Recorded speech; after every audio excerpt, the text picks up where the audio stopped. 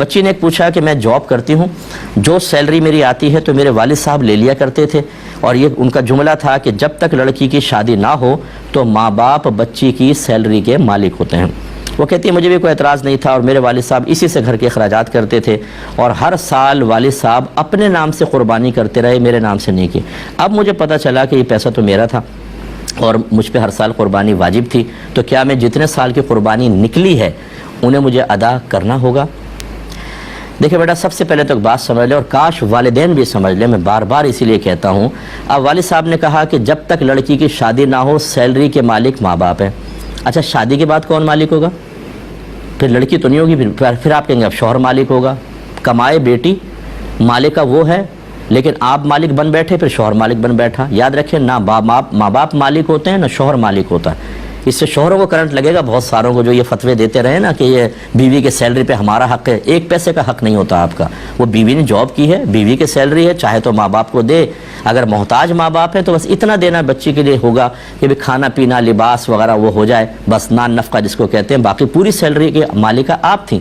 اور آپ کے والد صاحب نے چونکہ غلط مسئلہ بتایا، ویسے ہم شریعت پہ نہیں چلتے، لیکن جب مال کی باری آئے، وراثت کی باری آئے، کسی سے کچھ لینے کی باری آئے، تو دین بہت ہی محبوب لگتا ہے، بہت پیارا لگتا ہے، بہت اچھا لگتا ہے۔ پھر مفتی صاحب بھی یاد آتے ہیں، مفتی صاحب ہمیں بتائیے شریعت کیا کہتی ہے اس کے بارے میں۔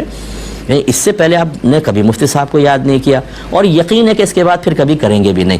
یہ جب اپنے مال کی باری آتی ہے تو پھر ہمیں خود بخود شریعت یاد آ جاتی ہے، لیکن یہ تو شریعت بھی نہیں ہے، خلاف شرع۔ والد صاحب سے میں گزارش کرتا ہوں، اگر وہ سن رہے ہوں کہ آپ یہ کیوں غلط بیانی کر کے اللہ اس کے رسول پر افترا جھوٹ باندھ رہے ہیں، کیا اللہ تعالیٰ رسول نے مالک بنایا ماں باپ کو بچی کی سیلری کا؟ کہاں لکھا ہوا ہے بتائیے؟ غلط چیز ہے۔ بیٹے کی سیلری کے مالک نہیں ہے۔ بیٹا اگر گھر میں موجود ہو تو والدین، جوان بیٹا ہو چاہے نابالغ، ان کی اجازت کے بغیر مال استعمال نہیں کر سکتے۔ بالغ کی تو اجازت کے بغیر نہیں کر سکتے، اور نابالغ کو تو بالکل نہیں کر سکتے، چاہے وہ اجازت بھی دے دے، کیونکہ نابالغ اجازت دینے کا اہل ہی نہیں ہے۔ اس میں بس اتنا ہوتا ہے اگر نابالغ کا مال رکھا ہوا ہے اور بہت ہی شدید ضرورت ہے تو اس میں سے بقدر ضرورت استعمال کر لیں، اور انسب یہ ہے، مناسب، زیادہ مناسب یہ ہے کہ پھر ماں باپ وہ مال اتنا اس کا جواب میں بعد میں رکھ دیں، لیکن بالغ کی اجازت کے بغیر نہیں ہو سکتا۔ ہاں، اگر جوان بیٹا گھر پر نہیں ہے، ماں باپ کو نان نفقے کی ضرورت ہے، تو وہ بقدر ضرورت اس کی اجازت کے بغیر لے سکتے ہیں، کہ سرکار نے ایک صحابی سے فرمایا کہ انت و مالک لابیک، کہ آپ اور آپ کا مال آپ کے والد کی ملکیت میں ہے۔ وہ وہی تھا کہ وہ تھے نہیں تو غیر موجودگی کا یہ حکم بیان فرمایا۔ جب بالغ اولاد موجود ہو تو ماں باپ اس کی اجازت کے بغیر ایک پیسہ بھی استعمال نہیں کر سکتے ہیں، نہ سیلری پر ماں باپ کا کوئی حق تھا۔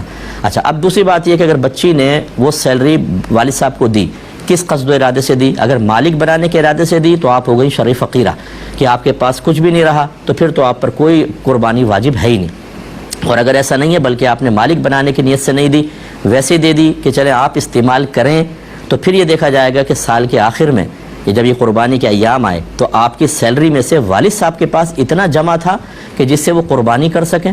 اگر کر سکیں تو آپ پر قربانی واجب تھی، والد صاحب پر واجب نہیں تھی۔ ان کے پاس اگر اپنا مال ہوتا تو قربانی واجب ہوتی، لیکن اگر آپ کا مال جمع تھا تو پھر ضرور یہ ہے کہ آپ پہ قربانی ہوگی۔ اور جیسے آپ نے بیان فرمایا کہ ہر سال والد صاحب اسی پیسے سے اپنی قربانی کرتے رہیں، یہ ظاہر کرتا ہے کہ اتنا پیسہ ہر سال جمع کرتے رہیں سیلری میں سے کہ قربانی کر سکیں۔ اب والد صاحب پہ اگر دوسرا مال ان کے پاس نہیں تھا تو قربانی واجب ہی نہیں تھی، بچی پہ واجب تھی۔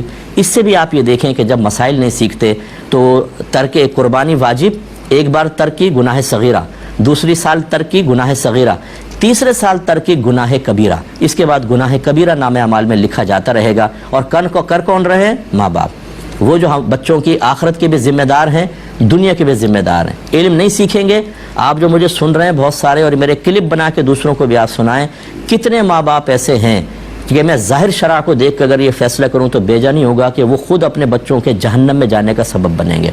ان کو دین کے قریب نہیں آنے دیتے، دین میں رکاوٹیں ڈالتے ہیں، علم دین نہیں ان کو سکھاتے۔ ایسے ماں باپ کا ہوگا کہ آخرت میں یہ شرمندگی سے سر جھکا کے کھڑے ہوں گے، اور بچے حسرت کے ساتھ سوالیہ نگاہوں سے ان کی جانب دیکھ کر کہہ رہے ہوں گے کہ آپ نے ہمارے ساتھ کیا کیا تھا۔ یہ تو محشر کا کہہ رہا ہوں، اولاد فوت ہوگی تو بیچارے قبر میں ان کے ساتھ اگر برا معاملہ ہوا تو کیا آپ ذمہ دار نہیں ہیں اس کے؟ خدا را اپنے بچوں کو دین سکھائیں، آپ بھی دین سیکھیں، ہمت کریں۔